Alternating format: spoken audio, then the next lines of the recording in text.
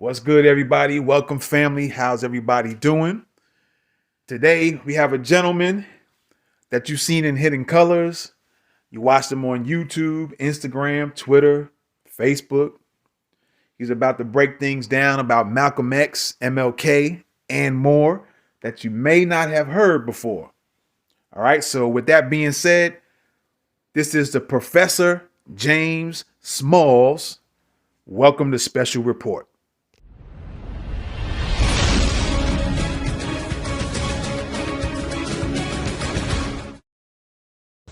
This brother right here, Brother James Small, the situation with them letting out those people who were accused of killing Malcolm X.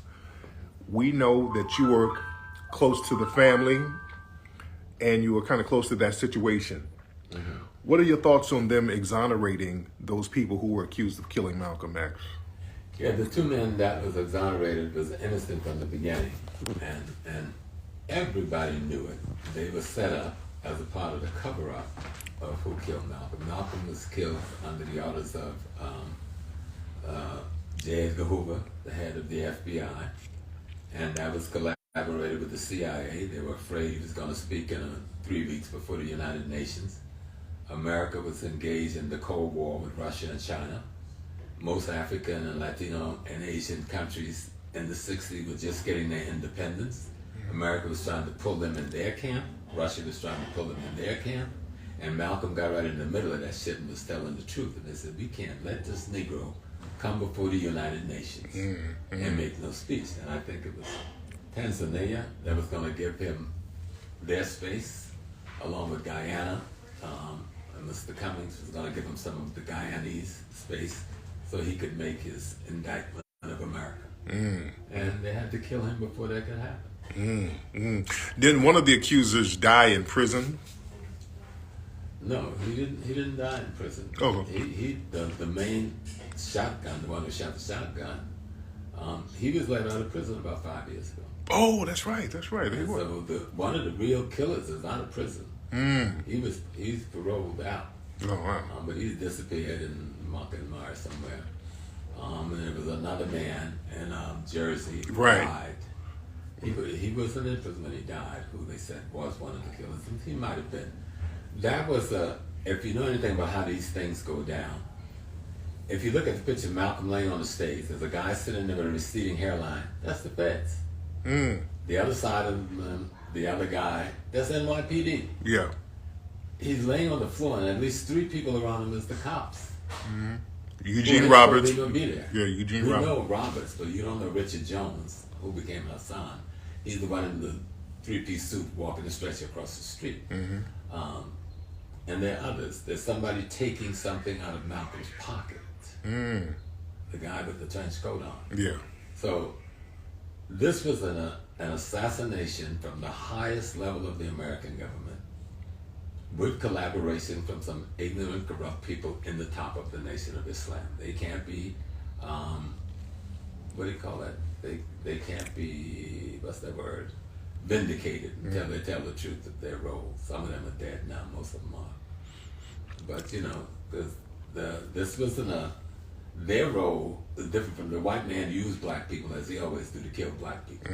You know, don't get much to do that. Speaking of them assassinating people, we always hear about how Dr. King was really killed. They said that he didn't die on that balcony. No, they said the cracker killed him in the hospital. Right. He got smothered with a pillow. Smothered him to death. But he was set up by collaborators. We found out that his photography was a collaborator. Yep. Jesse Jackson was probably a collaborator. And I'm sure there were others who were collaborators. Because Dr. King wasn't registered to stay at the Lorraine Motel. He was downtown at the Hilton. They goaded him into going to the Lorraine, where the hit was set up. Okay. And there was a tree under that balcony 2 weeks before when he was there. That tree was cut down when he came back. We sent people down there the day after from OAU. And West Coast and East Coast, do our own investigation. There was a lot of collaborators and traitors in Dr. King's own organization. One of the men they went after and tried to defame Ralph Abernathy, was not a traitor. He loved Dr. King. That was Dr. King's brother.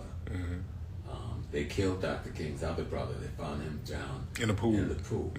They killed his mama. Those were all hits. Yes, they were. Yeah. Those were assassinations. And that's the U.S. government we are fighting against. Yes. But the government can't get close to us unless they can get collaborators in your midst, man. Traitors to say, he coming out this door, he's eating this food, or he's in this place.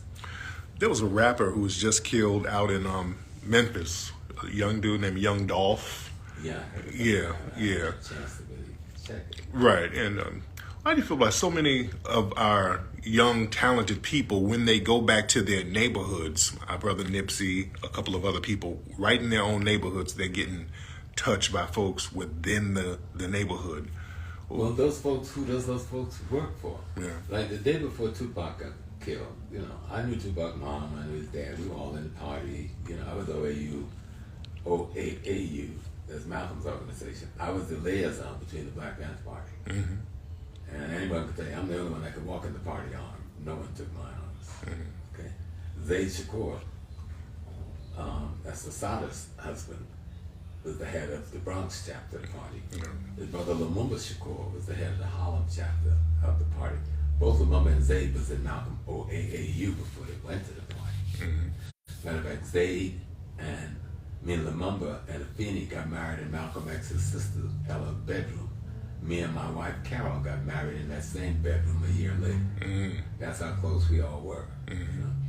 So Tupac called the day before, and because he was close with some of my children, and I was given the phone because he wanted to talk to me about something, which he was going to talk about when he got here. But he was telling me that the fight they were saying in the newspaper between him and Biggie wasn't real. He said, they're playing us. He said, me and Biggie, we working together. He said, but we need to talk to you. And I said, well, we all need to talk. But I said, well, we time to take over the distribution of rap music. And I said to Tupac, I said, you're going up against the Jewish and the Italian mafia. He said, yeah. I said, well, you and Biggie can't do this together. Y'all got to organize. He said, we're organizing other people, but we just need to talk to some helpers. Of course, he was killed less than 48 hours later. But they were serious. They wanted to take control of distribution. If you know anything about the record industry, the money is in controlling distribution. Yeah. And Pac and them realized that, and they started moving on it. And the enemy started moving against it, setting up their murder, in advance. Did you guys see during the time of dealing with the Black Panthers and the OAU and all of those organizations, did you guys interact with the Black Guerrilla family at any time? George Jackson. All of these are our peoples. Yeah. I mean, there's something I still can't say to Nick. Of course. George was an angel. Yeah. That's an angel that they murdered. I was always angry with Angela Davis because I felt she precipitated that. I've heard a lot of people say that. And people said, no, well, you were set up to be the leader. They knew you were a Marxist and a communist. They knew when you went to the college that you would get kicked out when they realized you were a Marxist, and that launched you into the leadership.